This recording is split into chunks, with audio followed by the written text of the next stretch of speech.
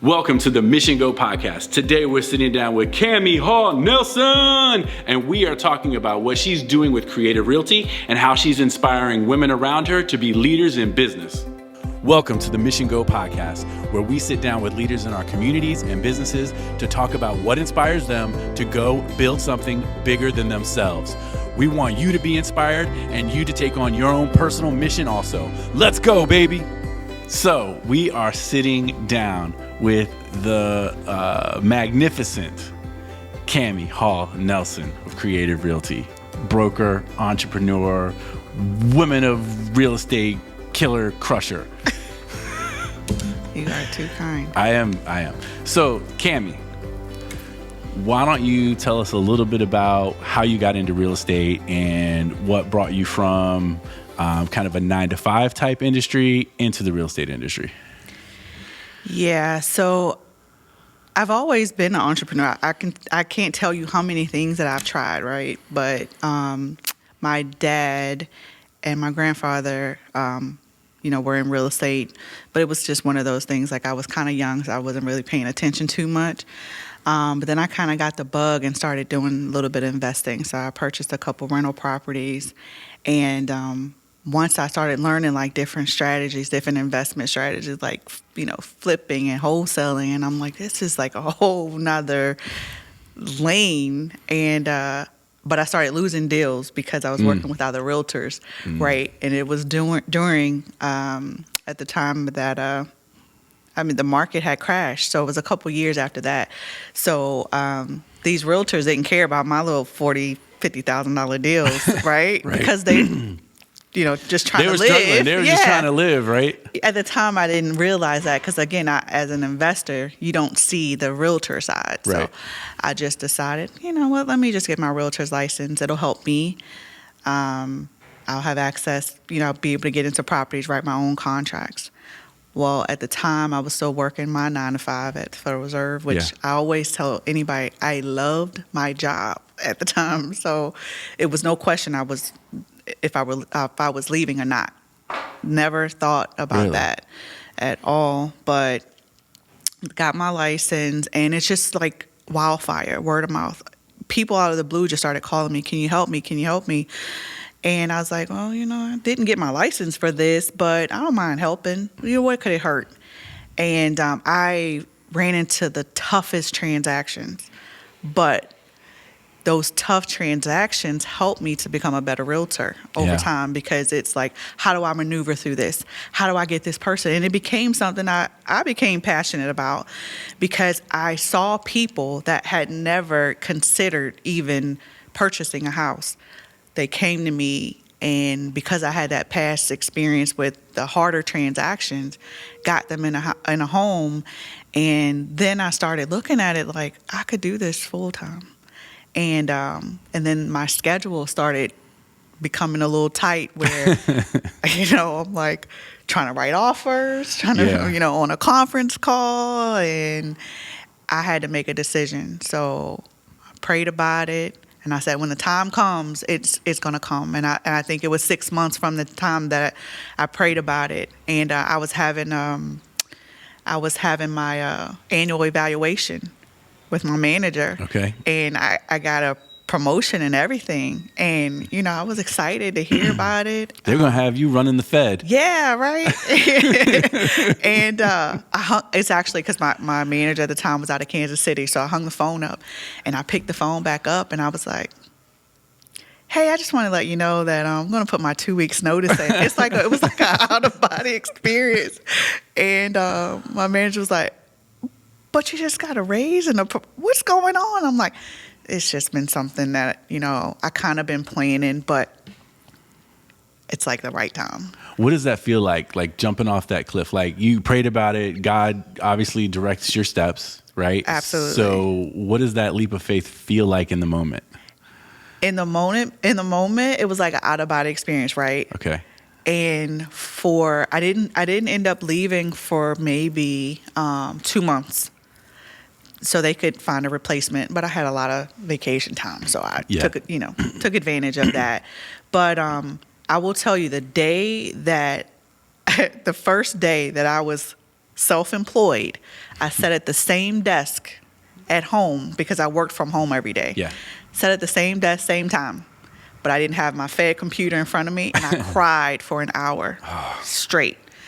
And then I just said, Kammy, these bills not going to pay themselves. Get it together. Right. And I can tell you that was 2015, and I never looked back. Praise Just God. kept going. That's dope. Yeah. That's like that crying for an hour. Like a lot of people, when they make a big shift or a big change, like there's an emotional dump that goes along with that. Did you ever watch Lost, the TV series? No. It was on ABC. It was older. My girls got really super into it. And one of the main characters in it, he was talking about a surgery that he did in, obviously it's fake, but he was talking about the surgery, and he was a spinal surgeon, and he had this thing where he would count to, if he had a problem, he would give himself 5 seconds to freak out, and then he would get to work, right? So that was your freak out seconds. The hour. Right? That freak out time. You have 1 hour, right? That was the guy's character's name was Jack. So that was your Jack moment. You had 1 hour to just freak out. Yep. And then, you know what? These bills ain't going to pay themselves. I had to get it together. To grinding. But you know what I did too before I knew I could make the decision, I kind of put like strategies together. I knew what I could do as an investor. Then I knew what I could do as a realtor. Yeah. So I'm like, if the market changes, I could always go between back and forth, right? And so that was kind of my strategy. So as a realtor / investor, how does that experience, obviously doing it for yourself, doing it for other people, how does that help you when you have a potential new investor come to you? And how does that help them create a strategy for building their wealth? It definitely helps because, I mean, I'm just going off of past experiences, right? Of what I've been able to do. So passing that information on to a new investor. I mean, I've gained a lot of investment clients because of my past experience and what I've been able to do for myself. So it's pretty dope, like to be able to bring in new investors and kind of, this is what I was able to do, but you may have a lot more access to capital than I did at the time. So you're able to do more than what I, could do. Yeah. So. I saw a TikTok, I think it was, with Grant Cardone, the public speaker guy. He was talking about, he's like, I meet all these people and they tell me, they how do I become a millionaire, right? And he's like, well, how much cash do you have? And they're like, well, we got $500,000 in cash or whatever. And he's like, well, what are you doing with it? Well, it's just sitting in the bank. And he was like, money is a tool. Like, you want to become a millionaire, you want to reach your goal, you have to use the money you have access to. You can't just let it sit in the bank in reserves, right? Yeah. So he's kind of like the anti-Dave Ramsey, right? Yeah. So, but I mean, there's I think good wisdom is a blend of the two, right? Of the two. Make sure you have some things protected, Yep. but be aggressive with the tools and opportunities that God has given you to create growth and create wealth for yourself. 100% agree. So that's awesome. As far as what you're doing right now with Creative Realty, how is that growth going? Like, talk to me about leadership development, because I know you're developing leaders to come up and build their own teams. And what does that picture look like as far as you now being a leader, developing leaders? Challenges, wins, like what's going on? It's definitely challenging, but I think that we have the right people in the right place, or the right people in the right seats.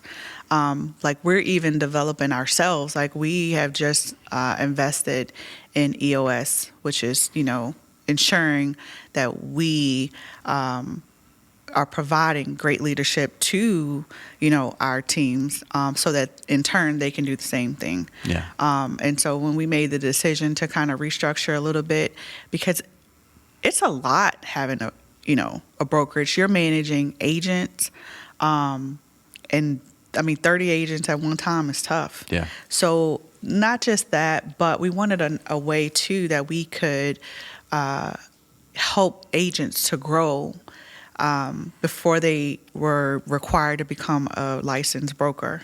And so that's where we kind of created the team lead structure, so that agents could come, they had a certain amount of experience, they show the potential leadership, become a team lead, and then they can grow a team and generate income at the same time. That's awesome. It's like them kind of taking that step that you took, right?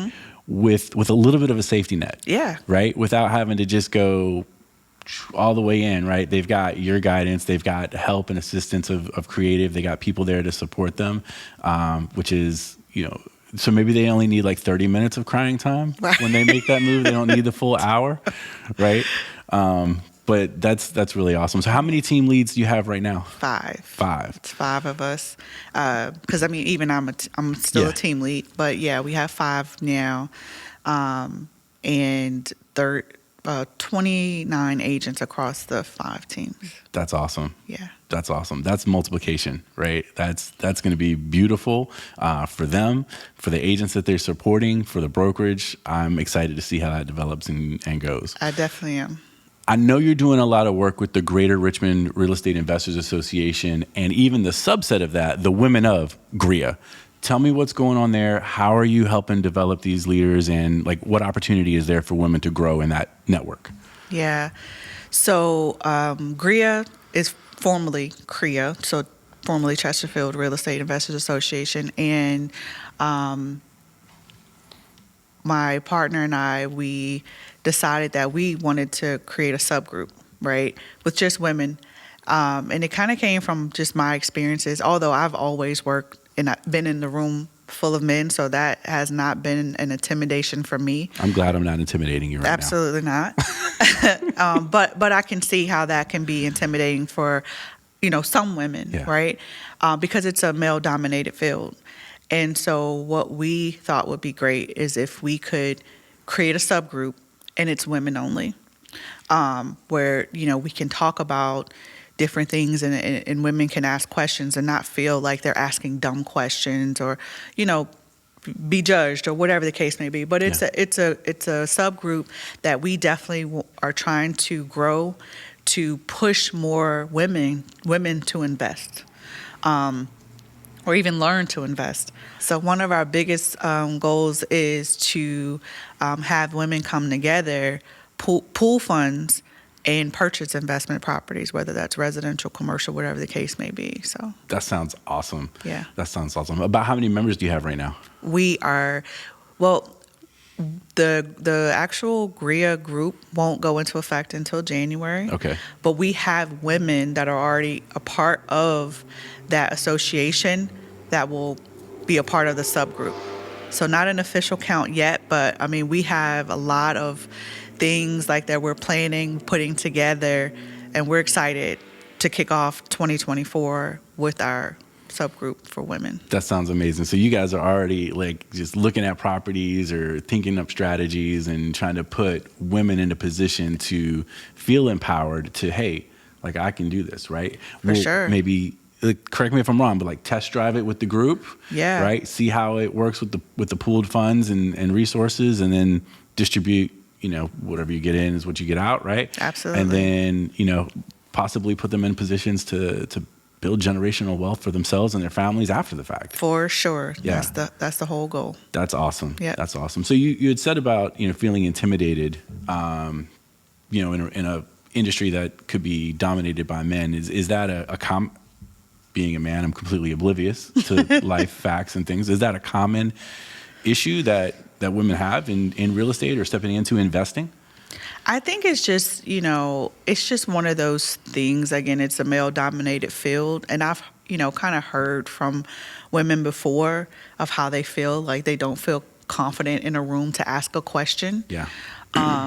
And so we thought this would be a safe space. Hey, we're all on one level. If there's no dumb questions, ask whatever questions you need, and have women that want to invest and be at any level. Yeah. So whether it's just a starter where I just want to learn, or whether it's, someone that has 20 years of experience, what we want to do is bring all these women together because we can benefit from each other and grow together. Listen, once word gets out on what you're doing there, like you better watch out. That's going to be a lot to manage because you're going to have a lot of people very interested in what you're doing and growing.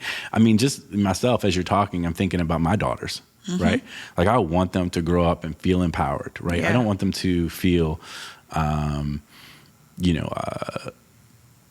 I guess less than would be the right term, right? I don't want them to feel less than or intimidated by any space that they decide to venture into, right? Whether that's investing or, film or rocket science or whatever the case may be, right? For both of my girls, right? I want them to feel empowered. So the fact that you're putting this together for women to build, it's amazing. Yeah. That's awesome. And I won't take all the credit. I do have 3 other 3 other board members, right, that we're working hard to try to get this ready to go for 2024. I can imagine it's a lot of heavy lifting. Yeah. So all 3 of you, right? You know what the Bible says about 3, right? It says a 3-strand cord is not easily broken. There you go. Right? So you got the 3 of you working together. That's going to build strength. Yeah, for sure. So in working as a investor, as a realtor, as a developer of communities, right, as a broker, like you've got a ton of experience. About your experiences, what is maybe, I don't want to say like best or worst, right? But like, what's one of the biggest challenges that you can think of that you maybe have had to help a client overcome that felt amazingly rewarding? For me, the investing is great, right? Development is great. I think the most rewarding part comes from being a realtor too. And it comes from like first-time home buyers that are in situations like I mentioned earlier, like they never considered purchasing a home, never had the concept of what to do to purchase, a home. And a lot of that has been where I'm from. So, where you from? Well, I'm originally, so I have to get this right because I don't get it wrong because friends and family are going to come out the woodwork. Yeah, I am originally from Westmoreland County. Okay. So I grew up there, but I did move to Tappahannock. Okay. So I finished out high school in Tappahannock, but kind of in the middle of my real estate career, I decided to put an office in Tappahannock because I definitely wanted to help the community, right? And we just did not have the resources there to help first-time home buyers, low-income buyers, and things like that. And so that was actually something that I felt really good about, that I felt it was a great accomplishment because, I mean, some buyers, again, never considered even purchasing a home, never thought they could afford it. One story in particular, and actually you were the lender on it. So there was a family that came to me. They needed a bigger home for their daughter who was disabled, and they gave me a timeline, right? That pretty much like we got to get this done, and we have to get it done because she has to have surgery and she has to have her own room because she has to have her own bed. We were dealing with some challenges, but you and I put our heads together to figure it out. And I mean, what the time frame that we thought it would take, actually, it wasn't as long. It wasn't cut in half, but it wasn't as long. And we made the cut. We got them into a home literally 2 weeks before their daughter's surgery. Yeah. And that was like, when I left them that day that they closed, that was like one of the most rewarding experiences because like every time I see them, they're just so thankful. Like we never thought that we could own this home. It's in a great community, the space that they needed, and it just all worked out. So I think that was one of my, one of the transactions that I always kind of think back on. Like we actually helped someone, and it just felt so rewarding after the fact. So. Yeah, no, you do make a difference, Kammy, in the lives of your customers and clients. And I do the same, but sometimes Likewise. it's easy to forget that, right? Yeah. Because we have the customer, we're working through the process, and we want to serve everybody, right? Absolutely. We want to do the very best for every single Absolutely. person, right? And as you're solving issues or problems for the customer, right, which is what you do, right? You're as a real estate agent, you're a professional problem solver. You are a professional problem solver, right? So as you're going through solving problems for you, like you've been doing it since 2015, so you're just solving problems, right? So it can be easy to forget that you're not just checking a box, solving a problem. You are creating something for somebody that they couldn't have done without you. And knowing those stories on the individual level, like the reasons behind the reasons why there's a problem, and figuring out the solution to that problem and getting them into the house, it's amazing. It really is. And sometimes I very much lose sight of that. I'm like, okay, for sure. we get the problem solved, great, moving on, get the file towards next. closing, right? Yep. And it's sometimes it's very easy to not understand the impact that you've had on that person, on their lives. And it's so amazing when they take the time to circle back and tell you, hey, thank you. Because without you, we wouldn't have had, the opportunity for X, Y, and Z. And like, it's like, Dr. Seuss, the Grinch, right? The heart just goes do. Yep. You're not a Grinch. I know what you mean. It's like, it just fills you up, right? It gives you motivation to wake up and do it again. Yeah, because you definitely have like transactions that are challenging where you're like, why did I become a realtor again? But it's those ones that, like I just mentioned, that kind of you have to remember those the wins, right? And so like all of them aren't going to be wins, but if you're passionate about what you're doing, you're going to push forward, to try to help someone else achieve their dreams. Yeah. So that's the base, that's the core of it, right? Is serving others. Yeah. Meeting, helping those people meet their goals. And the more you can do that, what you realize is that by serving others, you actually help yourself meet your own goals. Absolutely. Right? Which is an amazing mind shift. It is. I thought about this early on, right? Like really, really early. I always had people talk about, real estate, you make so much money. And I never wanted my goal to be money. Right. And so, like you just mentioned, the mind shift, like I thought, okay, if I can just help people purchase homes and that's something I'm passionate about, the money will come. Yeah. And so that's been the mindset and has always been and will continue to be. Yeah, there's a quote that I love, and it says, once you taste significance, you'll never settle for success again. Yeah. Right? So everybody else looks at, and it's easy. Like when you're first getting into real estate or you're first making a career change, obviously you're doing it for financial reasons, Absolutely. Right? So it's really easy to say, okay, well, if I make this move, then I can, X, Y, Z and grow and look for yourself personally, right? But once you get into it and you start helping families, right? And you start to feel the impact that you have in other people's lives, right? Then that significance that you have for others begins to completely outweigh the success or the financial result of it, right? For sure. So that saying really holds true to me. It's like once you taste significance, success doesn't even matter anymore. Like you're past that. I agree. Yeah. And you, Kammy, are an extremely significant player in real estate, investing, and growing others. And I thank you for your significant work that you're doing. Thank you. No, thank you. Just on a little side note, so from what I understand, you are trying pretty hard to rope my wife into buying a Tesla. I am. That's the goal. So tell me why you are Elon's spokesperson.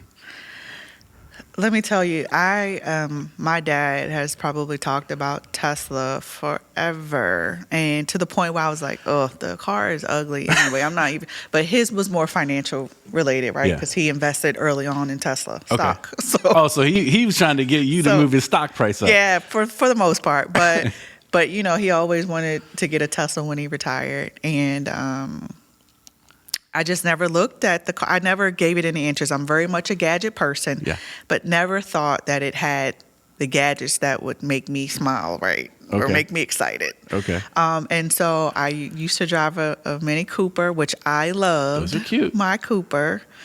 And just decided, hey, it's time for me to maybe upgrade my Mini Cooper and get a new Mini Cooper. Okay. But I had made some decisions, in the past too fast. So I wanted to take my time on this one, just make sure I was, looking for the right work vehicle. And I decided, let me just go to CarMax. And the reason to go to CarMax was I'll have an opportunity to drive different cars. True. And test drive different cars. And so when I went, the first thing I saw was a Tesla. And I was like, nah, but I'll test drive it. I wasn't in the car a minute. And I said, this is it. I always laughed about the screen because you can see, other people's screens in their cars before I got a Tesla. And I was like, who drives around with that big old monitor, right? And then I remember talking trash about the charging. Who sits at a charging station? You do. Literally the day that I was so back up to the CarMax story. So I was going to buy the car from CarMax. Decided, let me not make a drastic decision. Let me wait. And then I just did a little bit more research and found out if I buy directly from Tesla, I was actually going to save some money. Okay. But my patience, 45 days. That's the car buying life cycle. Yeah, that's a long time. That's a long people tend time. to buy cars on. I hate to say it, but it's on impulse. On right? impulse, right? Yeah. So 45 days later, the impulse is gone. That was tough. Yeah. I was like, 45 days, $10,000. So 45 days, I wait 45 days for 10 G's. Yeah. And at the time, it was right around COVID. So, they were offering really good buybacks on vehicles. So I was like, I can wait 45 days. But the day that my car delivered, I was so excited to go to the charging station. It was full. So I just went to the charging station anyway, just to charge it, to just get the experience. And I was like, I remember the time where I was just like, who sits at a charging station? And look at me sitting at a charging station. Yeah. But it is the coolest car. I do drive. I do use the.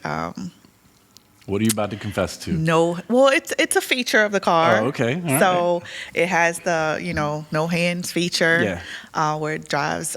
It's self-driving. And I use that from time to time, but I do make sure, even though you can use it anywhere for the most part, I am more comfortable on a highway where nobody is around me. Yeah.